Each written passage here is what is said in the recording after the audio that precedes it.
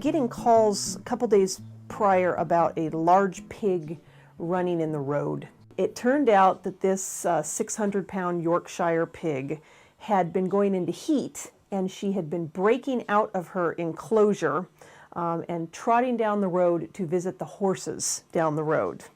And her farmer was he was at his wit's end. He couldn't deal with her. He couldn't handle her. He was trying to kind of move her by using a big piece of wood and smacking her, and that wasn't doing anything. This was a very, very large pig. We got a call for an owner surrender pig that the owner was unable to contain, and there were already a couple staff members out there trying to contain the pigs.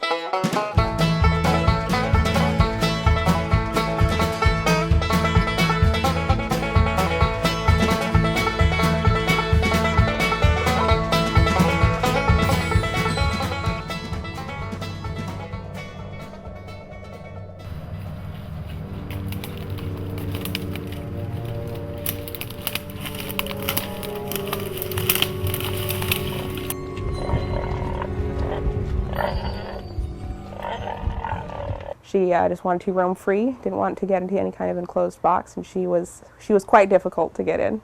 Oh, it was extremely difficult. It was 5-6 hours of running through muck and trying to get her into a trailer. And, screaming and squealing. Oh, yeah, and then it was madness. There's people running all over the place in madness. It was crazy.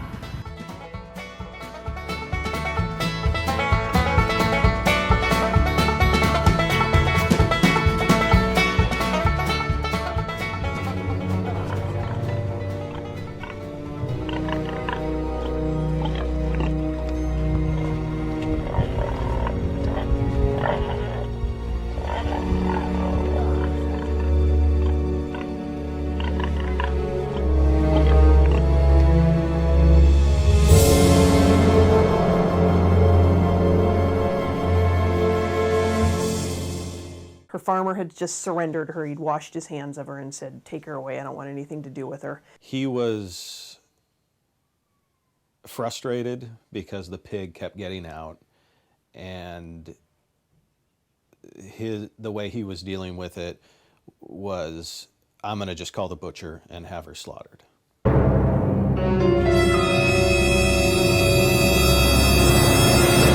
don't want to die. Her quote says, a pig's life is no good, you know, especially when you just don't know when it's going to happen, but you do know it's going to happen.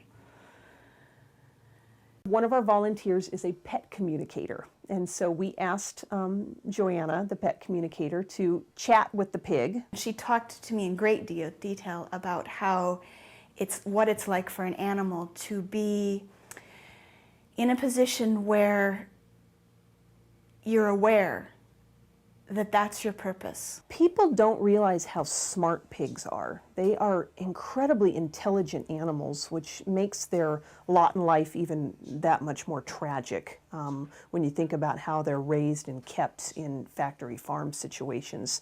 I do pigs only under duress, and Lisa was serious duress. Oh, she got out, she bit people when she would go into heat. She goes wherever she wants. You have to convince her that she wants to go where you want her to go. She was just generally a difficult pig.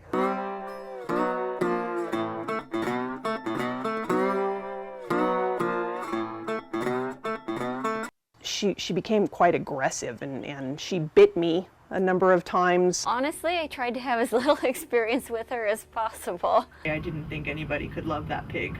I certainly didn't think it would come to this, to this point. That screaming that pigs make when they're... Can you give me a hint what that sounds like? No. I will not do an impression of Lisa's screaming. She went on the rampage anytime she was in heat. Broke out of pins. It was pretty much, with the facilities we have, impossible to keep her contained.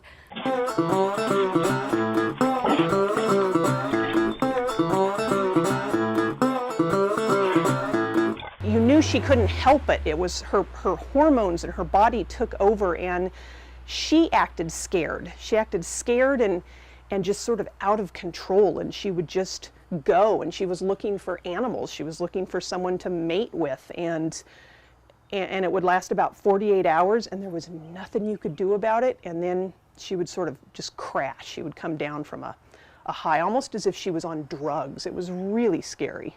I mean, I felt horrible for her in the situation. Yeah, It was the awful, guy but had gotten in over his head, obviously, getting a baby pet pig, and then thinking he could raise her to 1,000 pounds. It just isn't feasible. They're not meant to raise and keep as a pet because eventually they get too large, and I would imagine end up just snapping their own legs from the weight.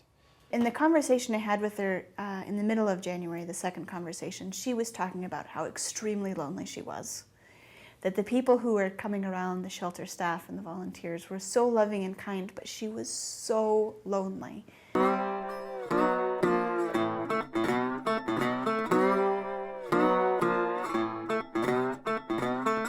You could almost see the glint in her eyes. She craved companionship, and she would almost just, she would do funny things to get your attention. She would run and spin around in circles and just be goofy to please her people.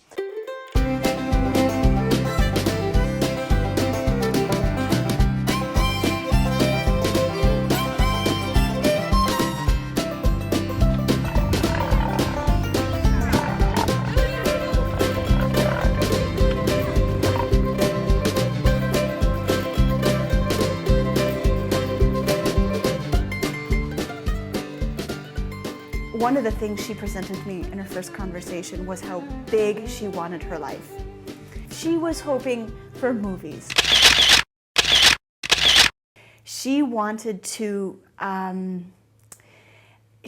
make a big impact, which is fabulous for a 700-pound pig.